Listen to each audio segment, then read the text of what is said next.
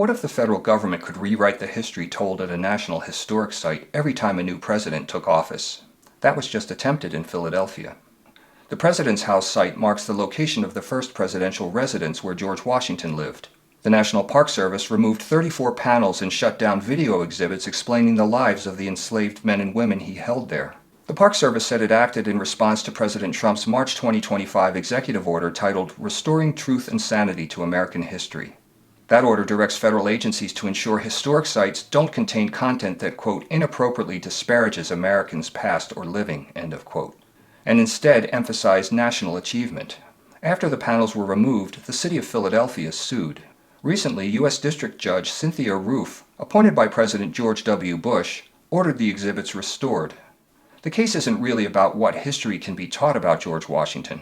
It's about whether a federal agency like the National Park Service can carry out an executive order without complying with laws passed by Congress. Congress created Independence National Historic Park under specific statutes. For decades, the federal government and the city of Philadelphia operated under cooperative agreements that require consultation, and in some instances mutual agreement before major alterations. According to the court, that didn't happen here. So here's the real question. Can the president bypass statutory guardrails simply because the executive branch controls the property? That's what this ruling addresses. Under the Administrative Procedure Act, agencies can change policy, but they must acknowledge their changing course. They have to consider governing statutes, and they have to provide a reasoned explanation. The judge found that at least at this stage, the government hasn't shown those things. So she issued a preliminary injunction ordering the panels and videos restored while the case continues. This is not a final decision, but it's a significant one.